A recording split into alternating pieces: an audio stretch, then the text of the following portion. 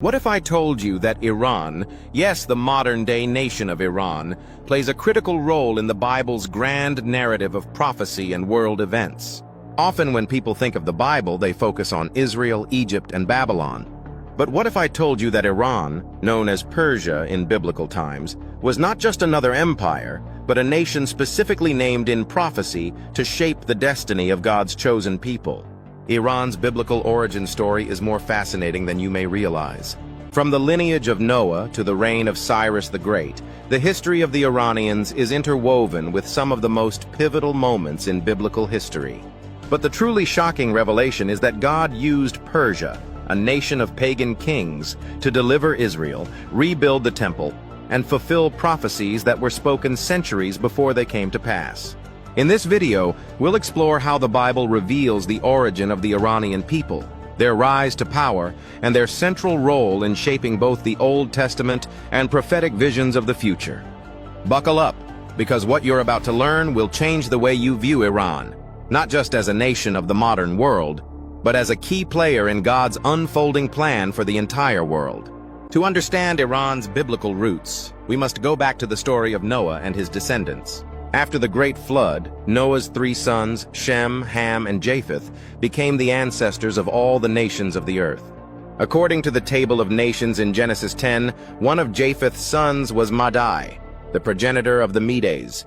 The Medes would later become closely associated with the Persians, and together they formed the foundation of the Medo-Persian Empire, one of the most powerful empires in world history. Madai's descendants, the Medes, settled in the region that would become modern-day Iran. The Persians, emerging from the same geographical area, would rise to prominence later, but both groups shared a common Iranian ancestry. So according to the Bible, the ancestors of the Iranians come from Japheth through Madai, which places the Iranian people in the biblical narrative from the very beginning of post-flood history. This connection links the Iranian people to one of the oldest genealogies in the Bible and sets the stage for their significant role in the history of God's people. Fast forward several centuries, and we find the rise of Persia, a kingdom that would play a crucial role in the biblical narrative. The Medes and Persians formed an alliance under the leadership of Cyrus the Great, who founded the Achaemenid Empire, also known as the First Persian Empire. At its height, the Persian Empire stretched from the Indus River to North Africa, encompassing many of the major regions mentioned in the Bible, including Israel, Babylon, and Egypt. But Persia's significance goes far beyond its military and territorial might. Its importance lies in the way God used it to fulfill his promises to the Israelites. The Babylonian Empire, led by King Nebuchadnezzar, had conquered Jerusalem in 586 BC, destroyed the temple, and taken the people of Judah into exile. The Israelites remained in Babylonian captivity for 70 years as prophesied by Jeremiah. Then came Cyrus the Great, a Persian king who conquered Babylon in 539 BC, and with him, everything changed. The book of Ezra opens with a decree from Cyrus, allowing the Israelites to return to their land and rebuild the temple in Jerusalem. This event is recorded in Ezra 1, 2-4, where Cyrus declares, "The Lord, the God of heaven, has given me all the kingdoms of the earth and has appointed me to build a temple for him at Jerusalem in Judah." Cyrus, a pagan king, was named over a century earlier by the prophet Isaiah as the one who would carry out God's will to restore Israel. Isaiah 44:28 and Isaiah 45:1. In one of the most astonishing moments in biblical history, Persia, a nation outside of God's covenant, became the instrument of God's redemption for his people. This marked a profound turning point for Israel and highlighted the central role of Persia in God's divine plan. One of the most remarkable elements of Persia's biblical legacy is the role of Cyrus the Great.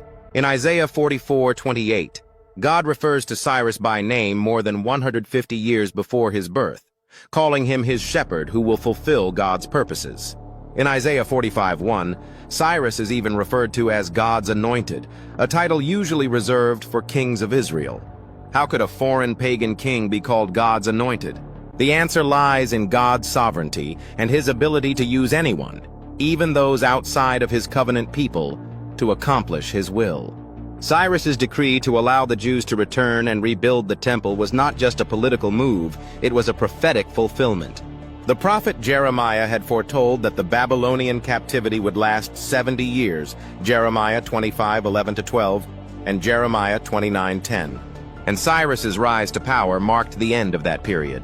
The rebuilding of the temple in Jerusalem under the leadership of Zerubbabel, with the blessing of Cyrus, was a key step in the restoration of Israel. God had used Persia not only to defeat Babylon, the nation that had oppressed Israel, but also to facilitate Israel's rebirth as a nation. This was a reminder to Israel and to the world that God's plan is far greater than any one empire, and he can use even the most unlikely figures to bring about his purposes.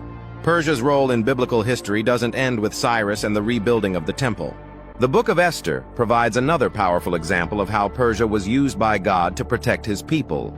During the reign of King Xerxes I, also known as Ahasuerus in the Bible, a plot was hatched by Haman, an official in the Persian court, to exterminate the Jews living in the empire. Haman's hatred for the Jews drove him to manipulate the king into issuing a decree that would allow for their annihilation. However, through God's providence, a young Jewish woman named Esther had become the queen of Persia. Encouraged by her uncle Mordecai, Esther took a bold and dangerous step by approaching the king and revealing her Jewish identity, pleading for the survival of her people. Esther 4:14 highlights the famous words of Mordecai to Esther. "Who knows but that you have come to your royal position for such a time as this?" Esther's intervention resulted in a dramatic reversal. King Xerxes, upon learning of Haman's treachery, ordered his execution, and a new decree was issued allowing the Jews to defend themselves against their enemies. This story, recorded in the book of Esther, is celebrated annually during the Jewish festival of Purim as a reminder of how God used Persia, and particularly Queen Esther, to preserve the Jewish people. The story of Esther is one of divine providence and protection. Once again, Persia, though a foreign empire, became an instrument through which God's people were protected. God's hand was evident throughout the story, using the Persian Empire as a backdrop for this miraculous deliverance of the Jews from annihilation. This further demonstrates how Persia, though not part of the covenant people of Israel, continued to play a crucial role in the unfolding of God's plan. Persia wasn't merely a passive observer. It was an active participant in ensuring the survival of Israel, a nation destined to bring forth the Messiah. The Bible doesn't just speak about Persia's historical role, it also places Persia at the heart of prophetic visions about the future of world empires and God's ultimate plan for humanity. One of the most powerful examples of this is found in the book of Daniel. Daniel, a Jewish prophet who lived during the Babylonian exile, served in the courts of both the Babylonian and Persian empires. In the book of Daniel, we encounter several visions that reveal the rise and fall of empires, including Persia. In Daniel 2, King Nebuchadnezzar of Babylon has a dream of a great statue made of different materials, each representing a world empire. The silver chest and arms of the statue represent the Medo-Persian Empire, which would succeed Babylon as the dominant power in the ancient world. Later in Daniel 7, Daniel himself has a vision of 4 beasts representing 4 successive empires. The second beast, a bear raised up on one side, represents the Medo-Persian Empire, symbolizing its dual nature, the combined strength of the Medes and Persians. This empire would be vast, and its expansion, particularly under Cyrus, would forever alter the course of history. Another significant vision involving Persia is found in Daniel 8, where the prophet sees a ram with 2 horns, one horn representing the Medes and the other the Persians, charging in all directions, conquering vast territories. However, the vision also includes a goat with a prominent horn, symbolizing Greece and its king Alexander the Great, who would eventually conquer the Persian Empire. These visions place Persia at the heart of God's prophetic timeline, showing that the empire's rise and fall were not accidents of history, but part of God's divine plan. Persia's time of influence was prophesied to give way to the rise of Greece, but it was during Persia's reign that God's people experienced deliverance and restoration, fulfilling the prophecies of Isaiah, Jeremiah, and Ezekiel. Though the Persian Empire fell to Alexander the Great in the 4th century BC, its influence continued to be felt during the time of the New Testament. By the time of Jesus' birth, the Persian Empire had been replaced by the Greek and later Roman empires. However, the legacy of Persian culture, governance, and administration left a lasting impact on the ancient world. One of the more mysterious connections between Persia and the New Testament is the story of the Magi, the wise men who visited the infant Jesus in Matthew 2. Many scholars believe that the Magi were likely from the region of Persia and may have been Zoroastrian priests, part of an ancient religious tradition in Persia that practiced astrology and interpreting omens. The journey of the Magi to worship the newborn king of the Jews highlights Persia's enduring connection to the biblical story. Even after the fall of the Persian Empire, the wisdom traditions of Persia continued to influence the ancient Near East, and it was Persian scholars who recognized the significance of the star that heralded Jesus' birth. Additionally, Persia's legacy of tolerance toward various cultures and religions would set the stage for the spread of Judaism and eventually Christianity throughout the Roman Empire. The Achaemenid Persian Empire was known for allowing its subjects to maintain their religious practices, a policy that would influence later empires, including Rome. This environment of religious freedom contributed to the flourishing of Jewish communities throughout the region and laid the groundwork for the eventual spread of the gospel. As we bring this exploration of Persia's biblical role to a close, it's essential to consider Iran's future in light of biblical prophecy. Many scholars and theologians believe that Iran, known in biblical prophecy as Persia, will play a key role in the events of the end times. One of the most significant prophecies involving Persia is found in Ezekiel 38-39, where the prophet describes a coalition of nations that will one day come against Israel in the last days. Among these nations is Persia, which will join forces with Gog of Magog and other nations in a massive battle known as the War of Gog and Magog. This prophecy, often seen as an event yet to occur, depicts a final confrontation between the forces of evil and God's people, with Israel at the center of the conflict. While the exact nature and timing of this war remain subjects of debate, the inclusion of Persia, modern-day Iran, in this prophecy suggests that Iran's influence in the region will continue to have spiritual significance in the end times. Additionally, Daniel's prophecies about the rise and fall of empires, including Persia, point to a broader theme of God's sovereignty over the nations. Persia's role in biblical prophecy demonstrates that no empire, no matter how powerful, is outside of God's control. God raises up nations, and he brings them down, all according to his divine plan.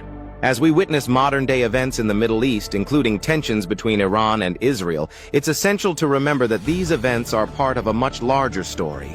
A story that began in the pages of the Bible and will culminate in the fulfillment of God's promises.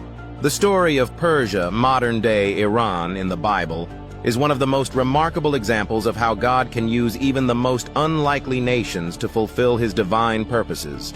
From the descendants of Japheth through Madai to the rise of Cyrus the Great, Persia played a pivotal role in biblical history, from the restoration of Israel to the protection of the Jewish people in the Book of Esther. But Persia's significance doesn't end with its historical role. The prophecies of Daniel, Isaiah, and Ezekiel remind us that Persia was part of God's larger plan, not only for the nations of the past, but for the future as well. Iran's place in biblical prophecy points to its continued role in the unfolding events leading to the end times. As we look at the modern world, particularly the tensions involving Iran and Israel, it's essential to approach these events with a biblical perspective. God's sovereignty over the nations means that every kingdom, every empire, and every leader is part of his plan. The story of Persia is a testament to the fact that God can use even foreign powers to fulfill his promises and bring about his ultimate plan for salvation. Persia, now Iran, continues to have a profound influence on the world stage, and its connection to the Bible reminds us that history is more than the rise and fall of empires. It is the unfolding of God's plan for the redemption of his people and the world.